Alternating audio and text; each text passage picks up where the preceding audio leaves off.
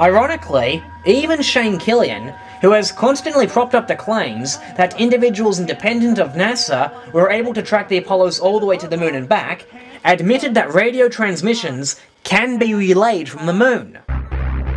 The Soviets had developed a very satisfactory roving vehicle, guided from Earth, called the Lunikod. Lunikod was landed successfully on the lunar surface and travelled over considerable distances. It had the capabilities of soil and rock sampling and was equipped with TV cameras and a laser reflector. These items had dust covers that could protect the lens and prisms respectively.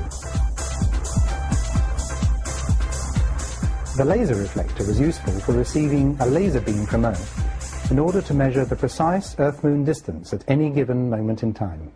One craft could have performed all of the functions that would simulate the lunar lander. It could land on the moon with its repeater, and this craft could also place a transmitting seismometer into the lunar soil that could continue to transmit back lunar quakes, which we received for quite some time. This same device could also pop out a laser reflector onto the moon's surface, and it could perform all of these functions. Does anyone actually believe this? A repeater might work for faking signals from the moon itself, but not from the trip there and back. Remember that lots of independent observers tracked the Apollo craft all the way to the moon and back. Correction. No independent observatories tracked Apollo all the way to the moon and back. They only claim to have picked up signals when it was supposedly on or near the moon. So, if it's possible to fake signals from the moon, as Killian confirms, then the repeater he speaks of would be all that is needed to dupe the radio hams and Jodrell Bank operators. The only people who can claim to have tracked Apollo all the way to the moon and back are those at the NASA facilities and those working directly with NASA. Even Webb's prize article confirms that the Russians did not track these craft all the way to the moon and back. In fact, it helps strengthens my argument. The article explicitly states that the TNA 400 receiver had to be hurriedly upgraded and redesigned just for the purpose of receiving 2,300 MHz signals, which signifies to me that the Russians had previously lacked that capability. The article even says that the telescopes they built to track their own lunar probes probably got tired of being reliant on the British, was not capable of receiving signals from Apollo, because it did not use the same frequency as Apollo. But even if they did manage to get a capable antenna built in time, their options were still limited. Tuning your dish to the correct frequency is only one requirement. You also require the pointing data, and that the Americans did not supply. Gee, I wonder why. As a result, according to Webb's own prize source, the Russians were in the same mess as the hams and Jodrell Bank. They did not track Apollo all the way to the moon and back. Thank you, Webb, for supplying us with that information. And so, just as soon as my video addressing Webb's Russian source was completed, he released another video. This one goes back to my Australia and the Conspirators video. Firstly, it's not simply a matter of pointing your dish and listening in. Listening in requires both your dish to be precisely aimed and tuned to the correct frequency.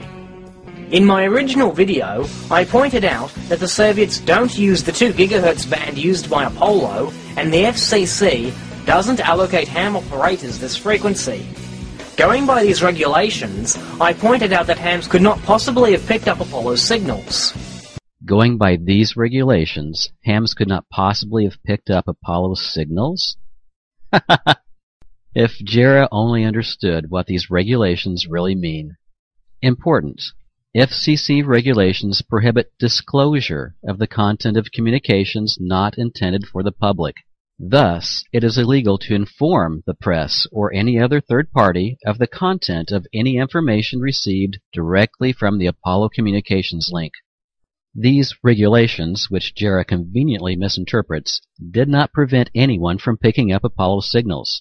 They simply prohibited amateur radio operators within the U.S. from disclosing content to the press and third parties That is not intended for the public. That last part is very important. This is yet another classic straw man that Webb has built up. Those are not the FCC regulations that led me to believe that the hams were not capable of tuning to Apollo's frequency. These are! And you know these are the regulations. You dedicated a whole video to it.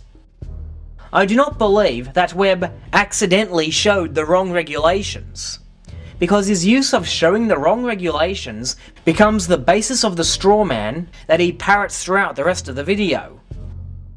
Legal aspects aside, there are a couple of other things I find interesting about this FCC regulation, which Jarrah totally ignores. Most importantly, if Jarrah is correct and it was impossible for amateur radio operators to tune in to Apollo's transmissions, then why would the FCC waste their breath issuing such a rule? Why tell hams not to do something they were not capable of doing to begin with? That doesn't make sense, does it? That's like asking, why install a burglar alarm when I already have locks on the doors and windows? It's called having added protection. But here again, those are not the regulations that led me to believe that the hams could not receive Apollo's signals. The regulations you show are what I picked up on whilst investigating the 3 radio hams that were mentioned in response to my original statement. The mere fact that the FCC issued this regulation should be proof enough that not only did the FCC believe that amateur radio jocks in the U.S. could tune into Apollo, but that they fully expected a few of these meddlesome hams would tune into Apollo. It's also important to note that there is no penalty mentioned in this regulation. Penalties would depend upon the circumstances surrounding the violation and the amateur's classification. Worst case, the FCC might yank the amateur radio operator's license. No, Webb. In the worst case scenario, the FCC would have the radio jocks spend time behind bars. For example, in 2006, ham radio operator Dennis Alfred was arrested simply for being in possession of a 2-way radio. His defense: a lot of the equipment I have is from being in the rescue squad. I never modified any of it. I've never interfered with any police transmissions. If I did, it was unintentional. And this is just for being in possession of the necessary equipment. Suppose he tried releasing information that the government didn't want him to.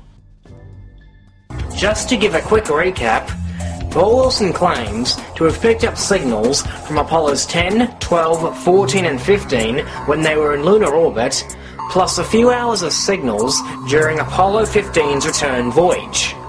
He also claims to have picked up Apollo 16 just before it entered lunar orbit and while it was in lunar orbit. Richard Nadel claims he picked up Apollo 15 in lunar orbit and some of the signals broadcast on the ride home. Seven Gran claims he picked up Apollo 17 during its various passes over his head, then for reasons unknown stopped tracking the signals and resumed only when the craft was in lunar orbit. Further, it wasn't until Apollo 15 that Wilson actually received voice signals, and the FCC declared it illegal for hams to inform the world of any communications not intended for public view. For reasons unknown? If Jarrah had taken the time to actually read Sven's testimonial, he would know that while Apollo 17 was in Earth orbit, Sven listened to their transmissions on VHF. Once Apollo 17 left Earth orbit, the astronauts switched to their S-band transmitter, making it impossible to pick up the signal on a VHF receiver. It would be like trying to pick up an AM station on an FM radio. Sven and his buddies Richard Flagg and Wes Greeman then had to wait until the spacecraft was near the moon to locate it again. For your information, I did thoroughly read Graham's statement. By reasons unknown, I mean, why did he not listen in to Apollo during the trans-lunar coast? Why wait until it was in lunar orbit to switch over to the S-band receiving equipment? This is yet another straw man by Phil Webb. Got any more?